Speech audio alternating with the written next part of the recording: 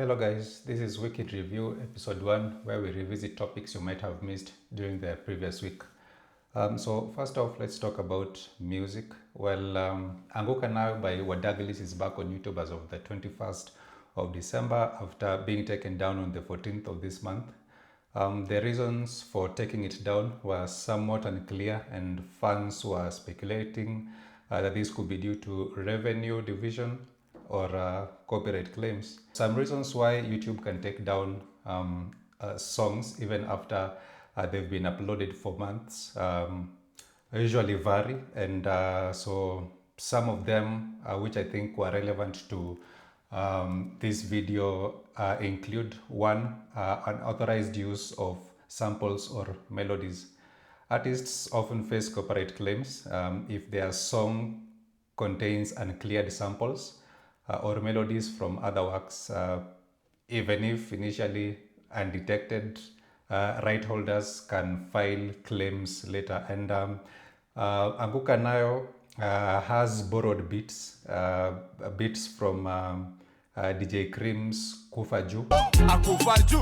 Akufa juu akila mtu hapa ndani kufa juu Atoshaskia tukiingia ni kublast huko ngabado na chukua madam. Maybe one of the reasons could have been maybe DJ Cream asked for it to be taken down because the beats were his, but I don't think that's the reason. That's because the song has been on YouTube for some time, and if DJ Cream had any issues with the song itself, then he would have asked YouTube to pull it down the very first week it came. So I don't think DJ Cream is responsible for the music video being taken down on YouTube. The second reason why YouTube can pull down your video, your music video, is if there are disputes over ownership. So there are always conflicts between artists, labels, or publishers over song ownership, and this can lead to takedowns while the dispute is being resolved. And I believe that this could be the real reason why the song was taken down on YouTube. And during my research, I came across this screenshot of the duo explaining why the video was taken down, and it all made sense. You see, Wadagliz are signed under From the Hood music label. In fact, the audio was uploaded 6 months ago on the label's channel. Meanwhile, the video came out a month later on Wadagliz's YouTube channel. Wadagliz also called out the Hood Boys on their Instagram stories for pulling the video down 6 days ago. They say that it was all because of envy. So while we don't have all the details yet, this is nothing new, and artists usually face similar issues. For example, Set It by Diana Codes was also pulled down earlier due to similar issues. So one lesson that Kenyan upcoming artists need to learn is that these labels are not your friends. This is strictly business. So no matter how friendly these guys usually are, you need to find lawyers pale Jivanji and put every agreement on paper. We live in a man-eat-man society where not everyone is always happy with their success. So is this the end of the work relationship between Wadagliz and the Hood Boys? I don't think they had any legal papers signed when they made some agreements, and it was probably an agreement between friends and acquaintances. In fact, it seems they've already started their own record label called Wadagala Records. All the songs on their platforms are under Wadagala Records right now, but this is just my opinion. What do you guys think? Share your thoughts in the comment section. Now let's talk about the Ruto Grammy situation. You guys remember this video from a few days ago? For the creative economy, we all appreciate that Nairobi on Sundays has become an open theater where people actually shoot everything. In fact, ahead of Easy there is a gentleman from Grammy Awards, and there's also something there you are doing around the Grammy Awards for Africa. And we have actually instructed the State Department to pay so that then the Grammy Awards can be hosted in Kenya. There are a few things to unlock, and this gentleman has an appointment with you this week to unlock that part. So on that part of commerce, we are not only interested, but we are actively playing a part on it. Finally, the president has already given instructions, and I've written to you a letter from our Office of Creative Economic Coordination for us to begin bidding for the World Creative Economy Conference in 2027 to become the first African country to bring the world sector here, because that will unlock the entire creative economy. Thank you very much. Let me help you, Dennis. Actually, the money for Grammys, we already paid. We are not about to pay. We already paid 500 million shillings towards that. And I'm sure the gentleman from Grammys can confirm that that is the direction we are going. And so I think back to you, the motions are going through in Parliament. The creative bill is going through specifically to remove the challenges you have highlighted, to update the law so that we remove outdated legislation. Some of you probably missed it, but President William Ruto recently announced during a public address that Kenya had made a substantial financial commitment to host the Grammys. Itumbi first mentioned it, suggesting that it was in the pipeline. Then Ruto interjected and said that we've already paid.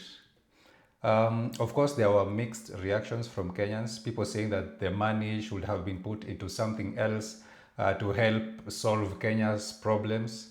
Willis Otieno, the lawyer known for the Piki Piki Ponki Pakamielo disco line, actually emailed the Grammys, and the response was a shocker. They denied having received money from the Kenyan government. And here's what their email said. So the Grammys wrote, "Hello, thank you for reaching out. The 2025 67th Grammys will take place on Sunday, 2nd February 2025 at Crypto.com Arena in Los Angeles, California." And then they put their link there announcing that, and then they continued to say that we are a non-profit organization. We do not take money from foreign governments. Best regards, Recording Academy Membership Department. So this has made matters worse for the president, as people are now wondering, like, why did he have to lie like that? The incident sparked widespread debate and scrutiny in Kenya. Many Kenyans expressed skepticism and demanded clarity on where the alleged payment was directed, if not to the Grammys. So the Ministry of Youth Affairs, Creative Economy and Sports later clarified that the agreement was actually with Grammy Global Ventures, GGV, for establishing an African Academy headquarters or center here in Kenya. They explained that the funds were meant to set up and operationalize this academy, not to host the Grammy Awards ceremony itself. So here's the full statement that the Ministry of Youth Affairs, Creative Economy and Sports released. It read clarification on the agreement between the Ministry of Youth Affairs, Creative Economy and Sports and the Grammy Global Ventures, GGV. It said that the Ministry of Youth Affairs, Creative Economy and Sports in the Grammy Global Ventures signed an agreement on 25th September 2023 in which the two parties committed to collaborate in the establishment of the Africa Academy headquarters or a center in Kenya. The Africa Academy entails a headquarters and centers where Grammy branded events will be held in the region. Rwanda, Nigeria, and South Africa also signed MOUs and agreements for consideration to implement the Africa Academy as founder members. The Grammy Global Ventures is the international arm of the Recording Academy, the company that presents the Grammy Awards. By hosting the Africa Academy or Center in Kenya, our music creators stand to benefit from the Recording Academy's technological resources, brand networks, and expertise to create original music content that will showcase our cultural heritage to a broader audience. In addition, it will enhance the visibility of our artistic scene and position our country as the epicenter of entertainment in Africa. Numerous benefits will accrue to our local economy in terms of job creation, increased business activity, and development of music production infrastructure. More importantly, our artists will earn from the global exposure of their work. We have met all our financial obligations as stated in the agreement by making the fourth and final installment of the net fee of $2.5 million this month. As it stands, we are in pole position to host the academy. At the time of signing the agreement, the Kenya shilling was performing significantly weaker against the US dollar. We saved a lot of money in subsequent installments after the Kenyan shilling gained in strength this year. It goes on to say, for the Africa Academy to be realized, at least 2 founding members have to pay an equal fee of $2.5 million. The money is to be used to set up and operationalize the Africa Academy headquarters in the initial stages. If more than 2 founding members pay the fee, GGV will use the excess money equally in the founding member countries to stage Grammy events. We are ready to host the Africa Academy or its center in Kenya once it is confirmed. The project can be hosted in our 160-acre digital media city at the Konza Technopolis, which we have already signed financing agreements with the Republic of Korea for the construction of the anchor building and site infrastructure. The development is at the design stage. Honorable Kipchumba Murkomen, EGH, Thursday, December 19, 2024. When I saw this statement, I just thought that, well, CS Murkomen, it would have been great if you clarified this right after the president confirmed the transaction, because this makes it worse in terms of how you guys communicate such important issues to the president. Okay, before we proceed, I'd like to take this moment to thank all of you who subscribed. I pray that you all succeed in everything that you do to put food on your tables, for you also and for your loved ones. If you haven't subscribed yet, please click on that subscribe button and hit the notification bell so you don't miss amazing videos like this. Okay, so talking about the president, we also had cabinet reshuffle. Again! And this time it's more of a move to counter what Gachagua has been doing these last few months in the mountain region. So, and the key appointments were Mutahi Kagwe was nominated as cabinet secretary for agriculture and livestock development. Kagwe previously served as health CS under former President Uhuru Kenyatta, if you guys can remember. And then there was also Lee Kinyanjui, the former Nakuru governor, appointed as cabinet secretary for trade and industry. William Kabogo, former Kiambu governor, was also nominated as cabinet secretary for information communications and digital economy. Kipchumba Murkomen, previously the sports CS, has also been reassigned to the influential role of Interior and National Administration Minister. Then lastly, we had Salim Mvurya. He was moved from the Trade and Industry docket to become the new CS for Sports, Creative Economy and Youth Affairs. So President Ruto's recent cabinet reshuffle appears to be politically driven. It's politically driven rather than, and it's not based on qualifications, if you ask me. The appointments seem to be aimed at consolidating power and appeasing various political factions, particularly from the Mount Kenya region. And if you can remember, it also came only a few days after that handshake with the former president Uhuru Kenyatta. So the reshuffle includes former opposition figures and allies to former President Uhuru Kenyatta, suggesting a strategy to broaden his political support. You know that he's been losing support in the Mount Kenya region, and that is something that he is really trying to get back, and he also wants to gain the support of the Lake region as we near the 2027 presidential elections. So while some of the appointments have prior government experience, the focus appears to be more on political alliances than specific qualifications for the assigned roles. And that's where I believe that that's why I believe that in Kenya there's actually nothing that is going to change until we develop a new way of thinking, because we usually don't have qualified people heading these ministries. The Kikuyu people have this golden rule that they cannot vote for you if you're not a successful business person, and that's because you lack the experience of running a business, which makes you unfit for the position. And that's also the same in the US. You see, in the US, there are factors that a president considers when doing these assignments.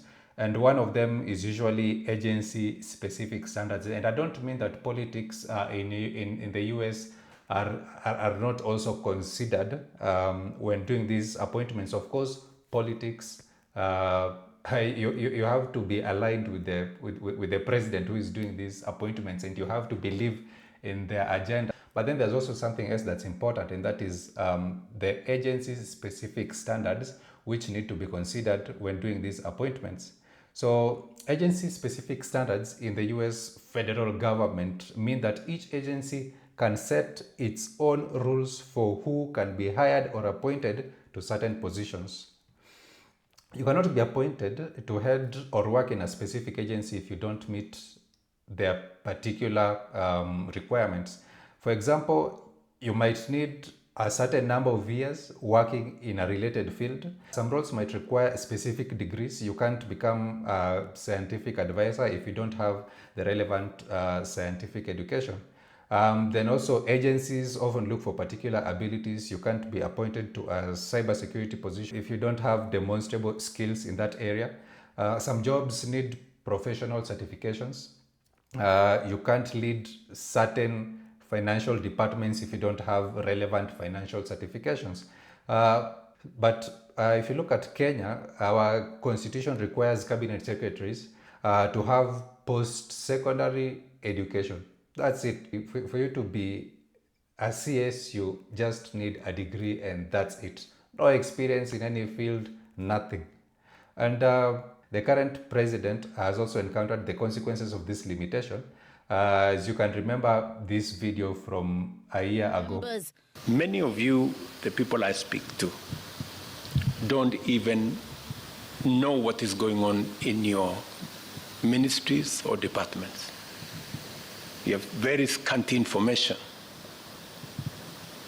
The moment I know more than you in your ministry, then you must begin to understand that something is very wrong.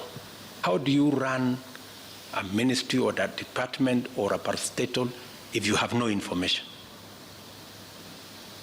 That is the highest level of incompetence. I mean, when you apply for a job, you need some level of expertise for you to be hired. I think it's only fair that the CS should also have some level of experience in the field that they'll be heading.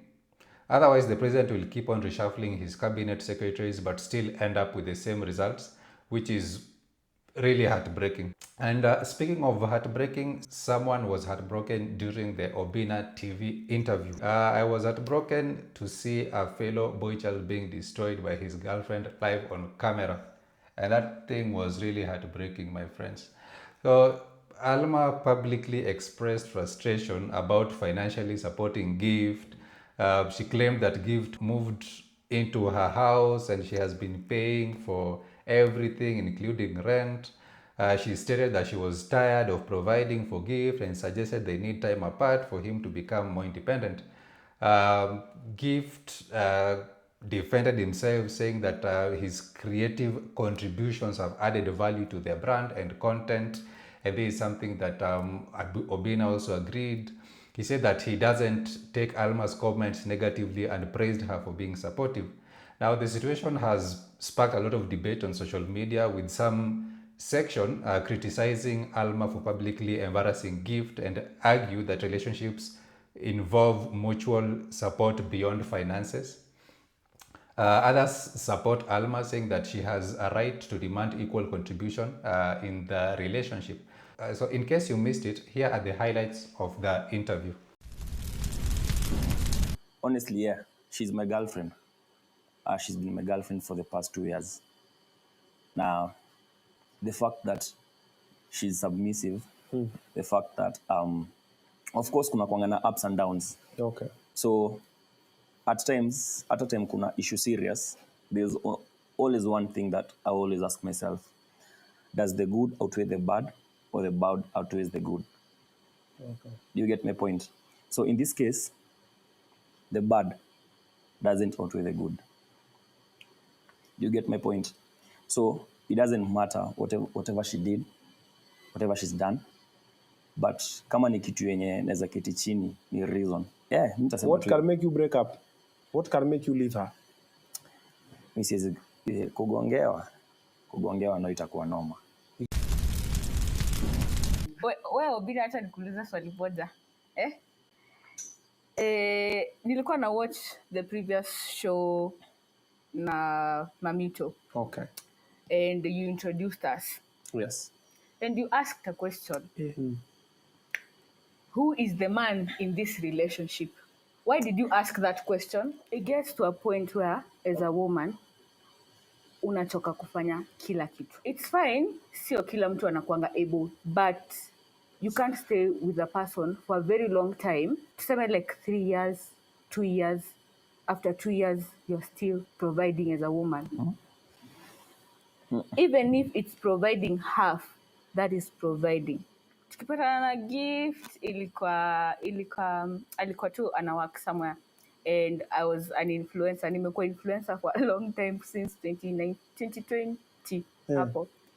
So that time, love wins all the time. Okay. So I was like, it's fine, we can do this, But unakuja unapata, I have needs. So you also want to feel like, this is my man, he takes care of me. Ananiulizanga sometimes, mbona siko tukienda mahali maybe sisemi this is my man, na kitambo ningesema, because kitambo, we just met and I was like, I love this man, blah blah blah blah. Nikapatana na so many people, they were telling me, wachana na gift. Yani so many people walikuwa wananiambia wachana na gift that time, but because I loved him, yani hakuna mtu angeniambia anything. Hakuna mtu angeniambia niachane na gift. I was like, this is my man, I'll give him time, atatafuta, atafanya nini, wacha tumpe time. But Aki Obina imefika mahali bado Aki anatafuta.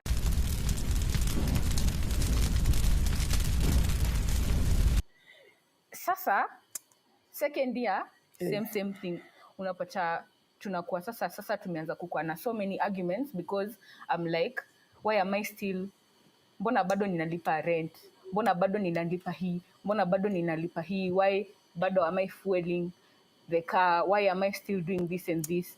So ikafika point akakuwa like, you know what, fuel nitakuwa na fuel, usiwai fuel, you get. So kulikuja kukakuwa na so many arguments because of financial issues. So wetu ni fuel attendant. Nyumba haulipi na unalala huko. Chakula nanunua sometimes. But wewe unalipa rent, wewe unanunua tokens za stima. Sometimes. Unajua saizi? Sawa. Hold up. There's no saizi utajichanga, ushasema, usidanganye, don't lie. He came to my place, okay? So now there I'm like, kutoka hapo, kama ni bills, let's cost share, because I can't siwezi lipa kila kitu. Ulihamia kwake? Zi. Yeah. So alihamia kwako? Zi. Okay, this is what happens. Mimi na Alma tuna spend time pamoja sana, simply because tunafaa kushoot. Like kuna a lot zinafaa kufanyika, sawa. Sija move in kwa Alma. But tunalanga kwa kitanda yangu na nguo zako ziko kwangu. Right? Nadanganya. Am I lying? Okay, sifai kulala kwa manzi yangu. Simuli nianzi, hata pia mimi niseme, simuli nianzi hapa sifai kulala kwa manzi yangu. but unaweza lala, but sasa utakostia pia rent na yeye. Kama ni rent tulipe yote full basi. Juu ni kwa manzi yako. Sishindangi kwake. Okay. Sawa. Sija move in kwa Alma. Okay. Sio shinda pamoja.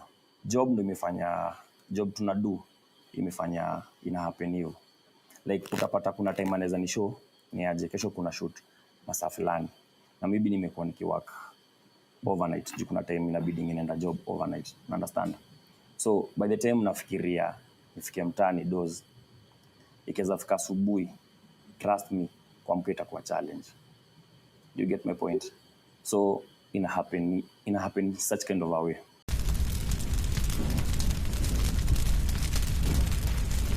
Do you want a wedding? Do you want marriage? Yeah. That's actually the right question. Yes. With him? If he decides to do better, yes.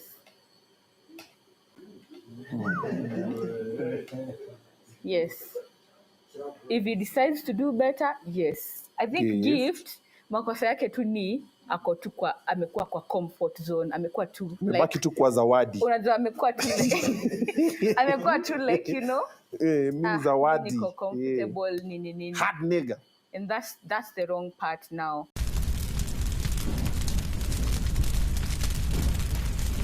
What do you love about him?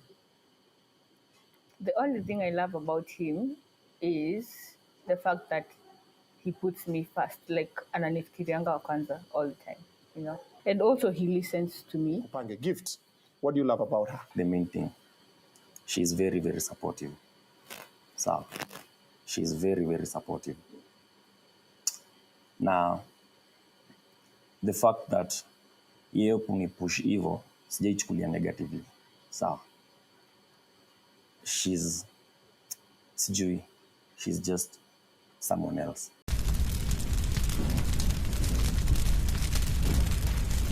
Do you feel like you need space? Yeah, I've been telling him that for a long time.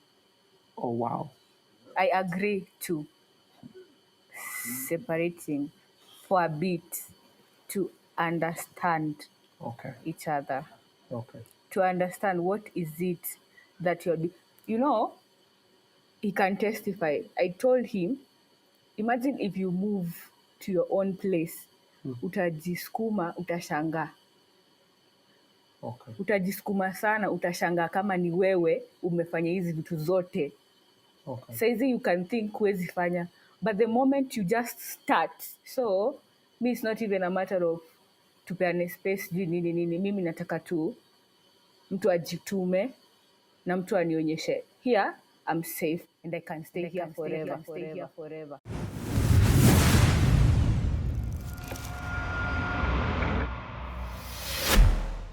Now that was the most uncomfortable I've ever felt watching an interview, and here are my 2 cents, obviously. So first of all, we had no business knowing what these two have going on in their relationship. But at the end of the day, every cloud has a silver lining, right? So here's what I'd like to tell my fellow men who may be in such a situation as Gift. Number one, women want 2 main things. Number 1 is love, and number 2 is security. And we owe them that. As a man, you really want to be able to take care of your family. You want to be able to take care of your children. You want to be able to take care of your loved ones. And that is why that is what we actually live for. That is what defines us. That is what gives us purpose. So if you're not able to do that, then you actually lose purpose as a man, because we've been known to be providers. That is our nature, you see. And that said, you don't want to find yourself doing the following, which is number 1, staying with your woman at her place, especially if you are not paying rent, and even if you are, you don't want to keep coming over to her house. You see, some women love their alone time, and I know that there are other women outside there who have no problem you visiting or moving into her place, some are understanding, and kama uko pabaya, yeah, they are accommodating, yeah, but then generally, like, which also again, that shouldn't really be the case. Yeah, that shouldn't be the case. And I remember Andrew Kibe alikuja akasema something that if you don't have money, then you don't have, hauna hata right ya kustedi, naona, cause like it was like you actually need to be stable, you actually need to be, na pia si lazima ukuwe tu na do, like you don't need like millions and millions and millions for you to be in a relationship, like at least tukuwe na some cash, unaona, so ile ambayo inakuruhusu ku take care of business, you see, like, yeah, the normal stuff too, unaona, whether it's rent, you're able to pay your own rent, you're able to like provide for your family, unaona, your siblings, your parents and all that. At the same time, at least unafokuwa na doenya, you're able to take care of a few things, especially if you guys will be going out to do this and do that, or if you guys will be maybe crashing at one of your places, whether it's your place as a man or the lady's place, like at least ukuwe na doenya, you can take care of things, unaona, like I don't really believe in this thing, and yeah, and probably it's me or other men wenye mko hapo nje kama mimi, like I don't really believe in this thing, and you're in your girl's place. Definitely, like there's nothing wrong with you being at your girl's place, you see, but wakati uko huko, it doesn't really make sense that she takes care of everything, like anatoa do kwa pocket yake so that anunue hii. We kazi yako hapo ni kuoga, kukula, kukunywa chai na kugonga, nana, like it doesn't make a lot of sense. At some point, this lady, in as much as anaweza kuwa accommodative at first, because again, the modern woman wants to show you that they are independent, that they don't need you, naona, and so atasema that ukikuja kwangu, sitaki hiyo do yako, niko na pesa zangu, I'll buy this, I'll get that, naona, but then ukikuja tu ukae hapo and you don't contribute kwa njia yote ile, like with the time she actually gets bored of this, and then bila kujua she'll snap, unaona, and then you'll have what Gift experienced during that interview, and that is what you really want to avoid as a man. Fanya kila kitu uwezayo ili usijipate kwa nyumba ya your woman. You guys will definitely spend time pamoja, you'll be going out, you'll be visiting these places. At the end of the day, kama you are not staying together, let your woman come to your place, pale ambayo unaweza define kama kingdom yako, unaona, akuje kwa akuje kwa space yako, unaona, and then after a few days atarudi kwake, unaona, wewe ukienda huko once twice, but isikue tu like now wewe umekuwa mwenyeji, unaona, like you are there, unaona, na uko hapo na yeye, pengine wiki 2 wiki 3 zimepita, uko tu hapo na yeye, unaona, because this woman has her own life, and women usually love their spaces, and wakati umemove kwa space yake, and then now she has to be there with you, she'll not do the normal stuff that she's been used to wakati yako peke yake, unaona, wakati amekuja place yako, there's some type of way ambayo anataka ajikari, unaona, like she'll not dress vile ana dressing akiwa kwake na madera na manini, like yeah, she'll not do that, unaona, like ata ensure that she puts on well for you, unaona, but akiwa kwake hapo anaweza vaa hata kama ni socks kwa kichwa, ama hata kama ni stockings kwa mikono, like she'll do anything because ako kwa space yake, and that's where you don't want to be, in her space, because once uko hapo ata feel suffocated, and then the next thing she snaps, unaona, hata bila yeye kujua. So that's something ambayo you want to avoid as a man.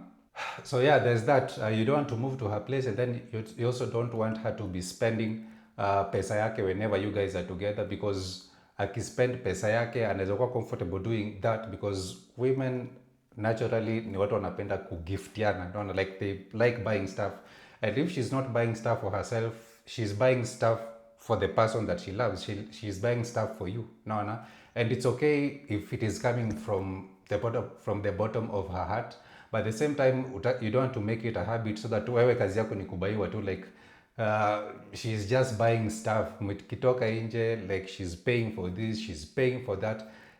When a woman is in love, anaweza fanya hivyo. There are women that will do that, there are also other women that will not do that.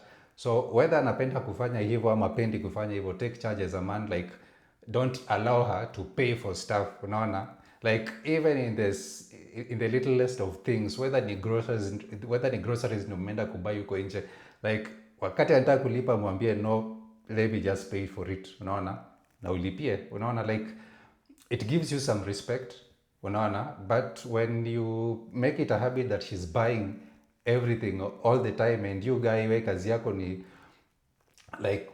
ni kukaa kukula and doing nothing, man, at some point anakuja anachoka na wewe, unaona, without her even knowing, unaona, and at the end of the day anafanya nini?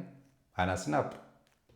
So that's something that you don't want to do. And then also there's the third thing that you don't want to do is to lose your identity in a relationship. And I feel that this is something that our friend Gift pengine ilikuja ikampata. You see, the Gift is the type of a person mwenye sisi siku hizi tunaweza ita kuwa simp, but he's a lover boy. Naona, like he's a lover. Kuna lovers and then kuna players. Naona, Gift is a lover. Naona, but then yeye ni ule lover mwenye anaenda to that extreme ya almost being a simp. Naona, and it's not wrong to love. Naona, and one thing about love is that when you love somebody so much, it actually changes a lot of things about you. But one thing that haifai kubadilisha at any point is your person. Like you should never lose your individuality in a relationship, because like I don't understand why he'd decide ya kwamba Alma loves pink, so I'm going to dye my hair pink. No, like that's something that we don't do. No, at the end of the day, like you have to ask yourself that why are you really doing this? No, are you doing it so that she's proud of you? Are you doing this so that she can love you more? Because when you are doing that, you're basically compensating, and hakuna kitu mbaya kama kucompensate. Let that woman love you for who you are, unaona, and we mwenyewe unaweza kuja ujiangalie useme manze mimi ni player, manze mimi ni hivi, sipendi kushawa, unaona, manze mimi mi pengine ni masuti ndio napenda kupiga 24/7, sitakai kujinini, sitakai ku downgrade, unaona, nivae ma casual, unajua mi blah blah blah, like all that. But when this person comes into your life, unakuja unapata maybe I could compromise, apendagi nikivaa hii sana, naona kama nasemanga nivae hii, so let me try this. It's not like you're losing your individuality, it's just that at this point unakuwa ile trying to do stuff wenye ita make your partner happy, because at the end of the day love is giving, unaona. You can't love and take, unaona. And that's also this philosophy yenye these ladies siku hizo wanafunzwa, that when you love, when somebody loves you atakupatia, but one is not a one-way traffic. Love is not a one-way traffic, it's a two-way traffic. Unapewa na wewe pia lazima upatiane, unaona, like that is how love operates. And the reason as to why we'll have very many people crying in the near future is because there's this thing ambayo imeshakwa kwa akili yao. You see, with us men tunafunzwa this toxic masculinity, and you are the man, ufai kusikia kitu yenye mwanamke anasema F everybody, wewe ni wewe, you don't have to change nothing, unaona, and you can do this and you can do that, and you shouldn't care about what any other person thinks. Like that is the toxic masculinity ambayo sisi as men tumekuja tukafunzwa. But that thing ukuja uangalie vizuri, like it doesn't thrive, unaona. Like the people who give such advices, number one, they are not in any relationships, unaona. They are not in any thriving relationships. Like you don't see any woman, unaona, whether ni kwa picha ati wamepiga pamoja, or hata hapo kwa studio yake ati there's this lady amekaa hapo chini and that lady is super humble, like this guy anajaribu kujieka like he's lording over the lady. Like people who are single ndio siku hizo wanapatiana advices and tips to wale ambao wako in relationships, and it never works that way, you see. So sisi men tunapatiwa toxic masculinity, and then our women wanakuja wanapatiwa this out of feminist nonsense. Feminism wakati ilikuwa inaanza, it was a very good thing because it was about empowering women, and hakuna mtu mwenye anataka kuempower women in this current world like sisi wanaume, because we want our women to our women wanafaa kuwe partners, wanafaa kuwe like this support system for us, even as we also become a support system for them. But then unakuja unapata like ilikuja ikamorph ikakuwa something else, because that same feminism ndio imekuja ika give rise to what US is currently experiencing, and that is this LGBTQ issue, unaona.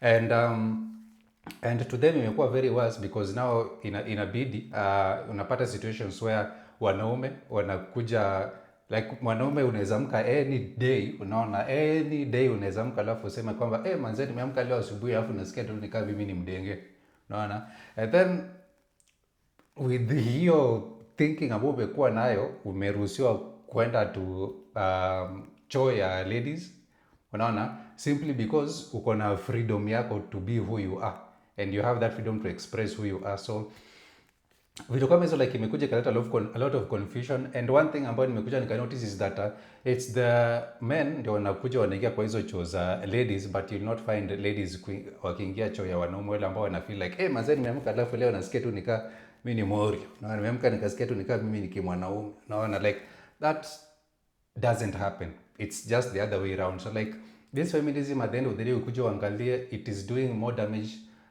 by putting the woman down more than putting her up vile these people claim to be doing, unaona. So like as a result wanakuwa fed a lot of garbage, unaona. Like usikuwe na one man, a man anafaa kuwe na sijui bla bla bla, kama hana hii then don't do this. And then again unakuja unapata the same issue, single ladies, because and if you're a lady and you're watching this, probably unaweza nisaidia, these people ambao wanawapatianga advice, is there any picture of maybe of them with the husbands or them with the boyfriends wenye wana hang out, unaona, and then wanawafanyia all this stuff ambao wanasemanga, unaona. Because at the end of the day I believe that all of us are being fooled. Number one, wanaume wanakuwa fooled na toxic masculinists ama fake masculinists, and then women wanakuwa fooled by fake feminists, unaona. So like inakuwa a very tough situation, and that's why tunajipata pali tuko right now. So at the end of the day a woman anahitaji these few things. Number one, anahitaji open communication from you, unaona. Anahitaji emotional connection whoever they are. Ukija angalia the interview ambayo hiyo interview akina Gift, you realize that after Alma amekuja akasema hizi vitu zote, one thing ambayo alikuja akasema that she loves about the guy is that the guy puts her first and listens to her, and that is one thing ambayo anapenda about the guy, unaona. Like women like that emotional connection, like kama haiko kidogo inakuwa ngumu. And then with this emotional connection comes words of affirmation, gifts, giving, and acts of service. So, and there's also quality time, and there's quality time spent together, and also physical touch. Like hizo zinakuja na hiyo emotional connection. If you're not doing that, then kuna pali unaelekea. And then they also like trust and honesty, naona. These ladies wenye right now naona kama wanapatiwa a lot of garbage, wanafunzwa that they shouldn't have one man, they should have multiple people, unaona, so that wakuwe na options, unaona. But then wakati you have a lot of options, unakuja na kuwa overwhelmed, because now unashindwa niende wapi, and then at the end of the day unajipata you just make a very huge mistake, unaona, because ulikuwa overwhelmed na the number of options zenye ulikuwa nazo.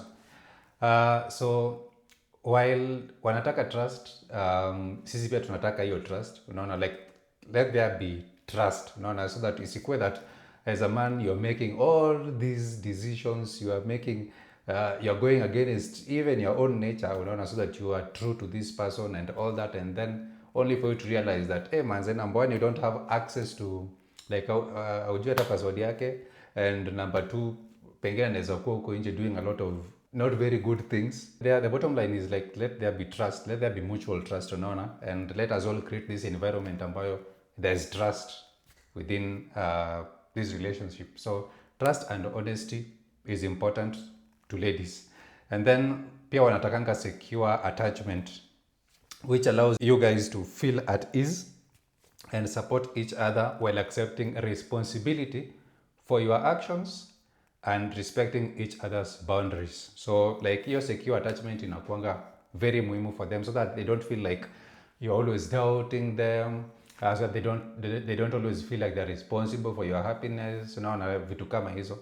And then there's also intellectual chemistry, where you have shared sense of humor, you get along well with one another, you challenge one another and enjoy similar intellectual stimulation. Unaona ile yenye hakuna kuangushana chini, unaona, like always challenging one another, unaona, positively. Again, what Alma did kwa hiyo interview, I don't fully support. Yes, alikuwa na very legitimate points, but hebu zizungumzieni pali sisi hatuoni, because at the end of the day we don't give a hoot about you guys, unaona, like we don't care, unaona, about you guys. Like fans sisi tunatafutaga tu story ya chai, but when it comes down to it, like we don't care about these people. Yeah, always think about that before you take issue yoyote inje. Like if you have issues with your partner, dilini nazo, unaona, unless kama there's aspects of violence and all that. When there's violence na vitu kama hizo, then you really don't want to die with that stuff kwa roho yako. Ensure that you find someone ambao unaweza ongea na yeye, so that upate usaidizi, si ndio? Yeah, but then hizi vitu za kawaida tu kama hizi vitu zenye kina Alma alikuwa anazungumzia, like vitu kama hizo you guys sort out huko nyuma, sisi hatutakangi kujua, because at the end of the day sisi tunataka tusikie tu story na tuwacheke na tuwazungumzie. It doesn't actually help you guys, and the internet is always unforgiving. 10 years, 20 years, 30 years from now, hii video yenye na record sahi, hii video yenye you guys are watching right now, bado itakuwa, unaona. So like the internet is always unforgiving.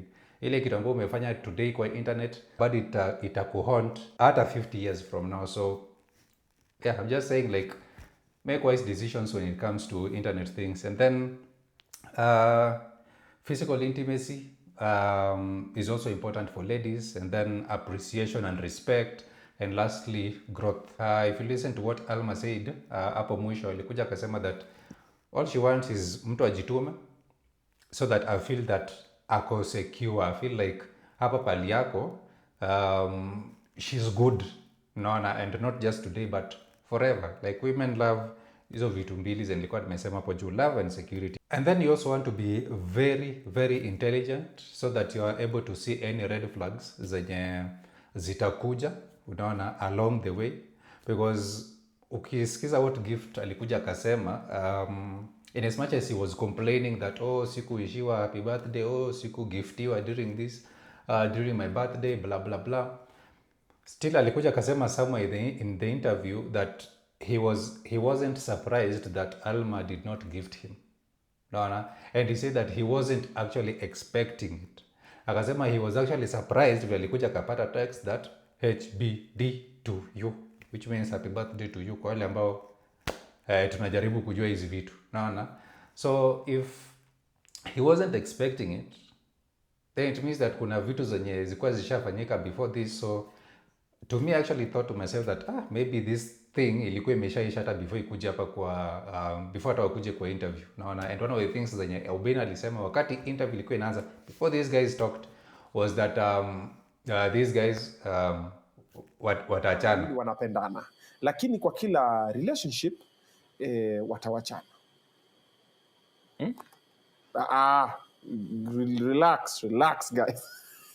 Kwa kila relationship kuna ups and downs, so we are about to find out. So first of all, So like I don't know if this is something yenye Obina alikuwa ameshaambiwa na one of them in advance, mwenye pengine alikuwa amerequest interview, ama pengine kama yeye alikuwa amerequest kwa interview, maybe one of them alikuja akasema hiyo, and probably that's Alma, I don't know. But you need to be very intelligent when it comes to these relationships. Don't sit down and hope that things are going to change if things are not okay. No, like always bring these issues up and discuss them with your partner, and deal with them there and then. Don't postpone heartbreak, don't postpone pain. If it is meant to be, it will be. Whether that is you guys ending up together at the end of the day, ama if it is meant to be that you guys bado mtalia, you guys bado mtakuwa na some heartache, and it will be like there's literally nothing that you can do about it. And if you try to do anything about it sahi, ikakuja ikakaa nikaa imetulia, then you watch kesho itakuja arise tena, and then you'll have to deal with the same pain ambao ulizuia kudeal nayo sahi. Yetu sasa itakuwa ngumu zaidi because umeshaweka a lot of effort today so that you try to avert whatever was supposed to happen, unaona. And then inakuja inarudi kesho, and then now you're like, man, after all this energy ambayo niliweka, after everything ambayo nilikuwa nimeweka, now you're still doing this to me. Why are you doing this to me? Na everything that is meant to be inakuanga at the end of the day, like there's nothing literally ambayo unaweza badilisha about it. So yeah, you'll be saving yourself from a lot of embarrassment and also from a lot of pain. And talking about pain, another couple is also going through their share of pain. King Kaka and Nana Oiti announced their divorce on 17th of last week. The statement they shared on X, formerly Twitter, said the following. We honestly never thought we would one day write a statement like this, but life happens. After much reflection and consideration, we have made the difficult decision to end our relationship. Over the course of 13 years, we have shared countless memories, built a life together, and most importantly, raised 3 incredible children who will always be at the top of our priority.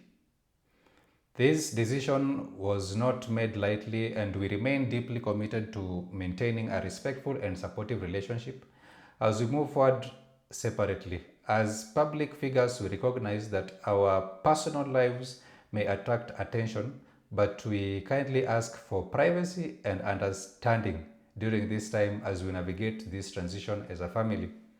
Our focus remains on co-parenting our children with love, stability, and respect. They are the heart of everything we do, and their happiness and well-being will always come first. We are grateful for the love and support we have received throughout our journey together, and we ask for your continued kindness as we take this next step.